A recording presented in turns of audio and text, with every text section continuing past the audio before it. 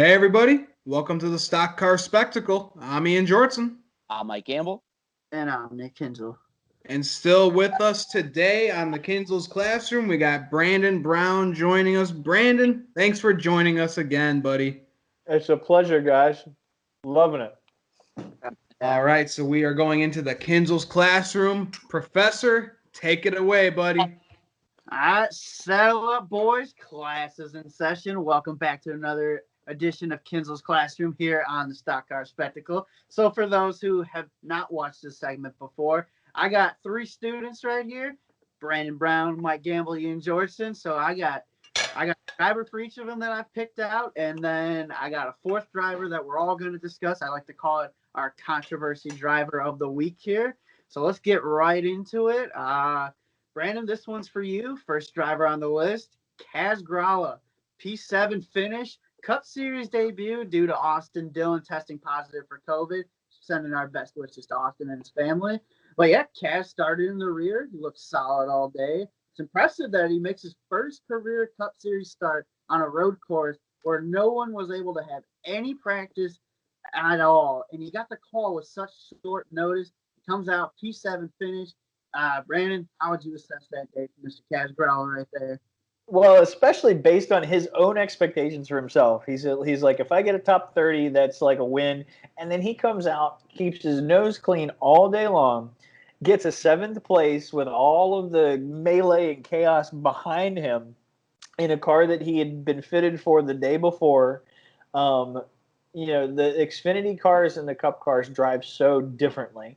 There's so much more downforce, and the horsepower is different and all that stuff. To come in and adapt to that so quickly, I mean, if we're giving him grades, it's an A+, beyond A+, and extra credit too.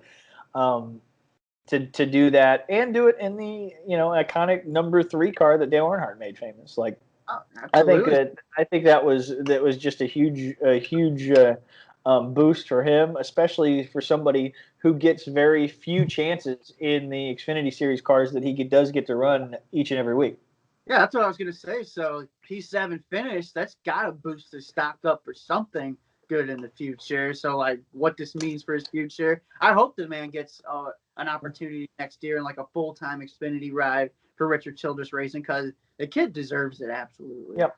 And people on social media too, like when they tabbed Kaz Grala to drive that car, people were like, Kaz Grala?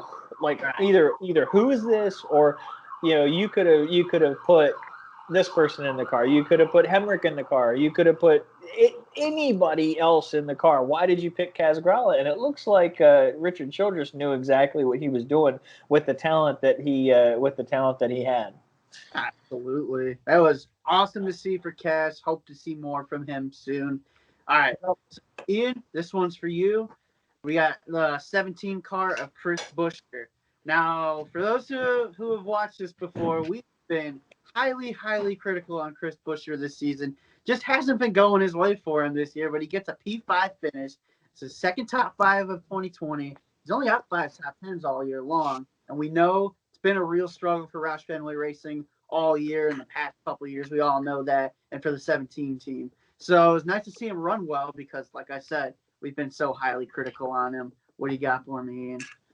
Well, Chris Buescher, I finished 5th place in this race. That's one hell of a run. Yeah, like you said, we've been criticizing him all season long. He hasn't really done what we thought he was going to do in that 17 and help them out. But yeah, 5th place finish for him. I got to give him a solid A for his performance. Running on a track that no one really in this field has ever been on, unless you're Kyle Busch or some of the guys that have run the IROC races. Right. But yeah, good job for Chris Buescher. Yeah, I got to definitely give him a solid A. That's just got to be a huge shot in the arm for him right there, because this year it just has not gone the way that I think any of us saw it going. I thought when Chris was returning to Roush that we were on the verge of seeing the old Roush days coming back here. But yeah, it just hasn't gone that way. Awesome for Chris Buescher though. So, Mike, you get the tough one here. You get my favorite one here. 18 car of old Kyle Busch. Oh, you're gonna make me do it, huh? Gentlemen, deservedly so. We go A++, to A to I have to be the guy, huh? This is where You we're gotta be- going. All right, that's fine. Listen, I have no problem being hard on Rowdy Bush. Again, it's got to be an F performance, I think. He struggled again this week. We've talked, seems like week in and week out about, Kyle struggling, but at any point he can turn it on. And I feel like obviously that's still true, but it didn't happen again this weekend. He had major problems. Mechanical issues too, not always going to be his fault, obviously, but if we're grading the 18 crew as a whole, got to be a failing grade, got to be another member of the Breakfast Club. Oh, absolutely. So here's the thing that concerns me the most with Kyle Busch is we keep saying all it's going to take is one, all it's going to take is one. Well, honestly, the way this 18 team has rolled off the truck this season, I just don't know if that's going to happen. No practice has absolutely killed this 18 team because we talked about it in our road course review show about how Adam Stevens is more of a hands-on guy, wants to practice, wants to improve the race car. So taking that away is a huge disadvantage for those guys, and he's only got one playoff point to his credit. So rolling in, if Kyle Busch, I can easily see getting out of the round of 16, but the round of 12 is going to be tough because we got Talladega, we got the Charlotte Roval, and then we got Kansas. So if he has a bad race in any of those, in the Roval or Talladega, it could be game over for the guy. Like we said, he looked really fast in this race. He just can't catch a break. So I really am.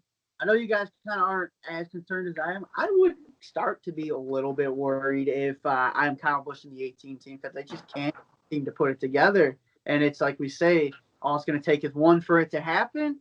I just don't know if that's going to happen. That's how I feel. So I also give the 18 team an F, and he'll be a returning member of the Kinzels Classroom Breakfast Club. All right. Yeah, not good for the old 18 team. So this is what our fourth and final driver is what I like to call the controversy driver. All of you guys are going to get to have your own takes on this instead of just the one. So here's what I'm going with this week. I'm going with the 88 car of Alex Bowman, and here's why.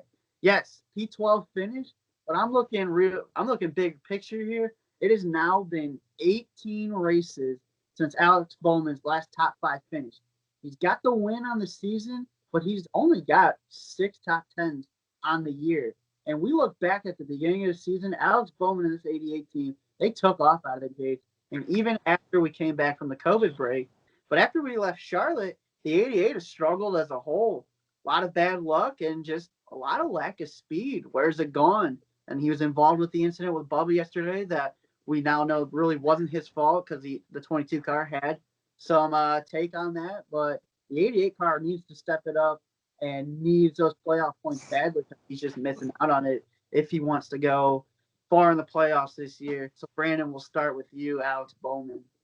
Oh, geez, yeah. Obviously you don't want to cause an incident on the last lap of the Roval, which he did with what happened there. Didn't run, has run mid-pack, like you said, since the middle of the year, since coming back from COVID. If we're comparing it to the way that they looked at the start of the season, you got to give them a D. They haven't failed. They're going to make the playoffs. They've shown a little bit of speed here and there.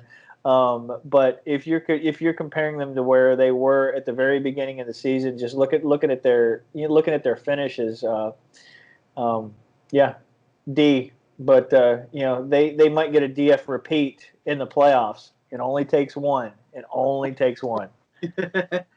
All right, Ian. All right, so for Alex Bowman, I got to go in that D range too with Brandon. Alex didn't get any stage points in this race. Like you said, it's been a long time since we saw him get a top 5 finish. I thought he was going to be one of the best cars this season with just how well he took off at the start of the year. He won at Auto Club. He started really racking them up, and then COVID came. He had a couple good races, but yeah, he's just really been off lately and could have used some stage points. 12th place isn't really where you want to see that 88 right now. So yeah, I got to go with a solid D for the 88 car. All right, Mike. Yeah, I was going to go in the C minus D plus range myself. Like you guys have said, he's really struggled from the precedent that was set early in the year for the 88 crew. I thought they were going to be one of the emerging stories as to where the heck did this kid come from, looking back to his 2018 to where he is now. But that just really hasn't happened. It's especially looking at this through the lens of a Ryan Blaney fan, it's incredibly frustrating because he's still ahead of Blaney technically with the playoff points because of stage wins. But you said it's been how long now, Nick? 17 races now? 18 races 18. since last 5. But what's frustrating is then you look back at it as a Blaney fan, and without that, he's probably outran Bowman. I would probably guess, what would you say, 13 of those or so? Just kind of guessing off the top of my head without having without going back and looking everything up. But he's still ahead because the only thing that's really going to transfer over are going to be those playoff points. So that's my little gripe again with the system being what it is. But again, he had the success early to get him those points, so you can't take it away from him. But yeah, he's really got to get going here, or else those aren't going to carry him that far as we get into the playoffs. All right, boys. Well, yeah, he really needs to step it up because, like I said, out of the gate, we were like, where did this come from Alex Bowman? Because you look back to last year, he struggled last year. He got his first career win last year at Chicagoland. We were there for that. That was cool to see. But then, after that, after the Fontana win and after we came back from COVID after Charlotte, the kid has just struggled to complete races and to really put good races together because he's only got 6 top 10s on the year. My guy, I root for Matthew Benedetto right now. He's got more top 10s than Alex Bowman does right now. So I'm just sitting over here like, oh, hell yeah. And man, he's for his playoff life right now. So, 88 team needs to get it going. So you boys got anything else to say? Yeah, if I could just interject on that point for one little thing, the only thing I would say is I don't know if I'd almost even agree so much that Bowman struggled. I thought there were times he shined last year too. I would just say this: when you come out of the gates as hot as he did at the beginning of the year, it kind of sets expectations for the season. Right or wrong, that's the standard people are going to kind of hold you to. And they started here, and it's just kind of been a slow decline down the graph, if you will. So that all I would say is, I wouldn't necessarily even say he struggled last year. I thought he was fine last year. And then this year, he just came out so hot. You're thinking, this could be, a surprise candidate for the year, and just hasn't worked out that way. Right. Yep. And you look at his result at Vegas too. Like he was going to be one of the two drivers. He or Blaney was going to win at Vegas, save for that last caution. And it could have easily been, a first back-to-back wins in the first 3 races of the season too. So, and then he comes back at Darlington and finishes second to a dominant Kevin Harvick, and you think, wow, they're right back on it. And then it slowly just I wouldn't say it slowly declined. It fell off a cliff pretty quick. Pretty fast, yeah. Yeah. Yeah, that was definitely one thing I was not expecting, when we got back from the pandemic break that we took.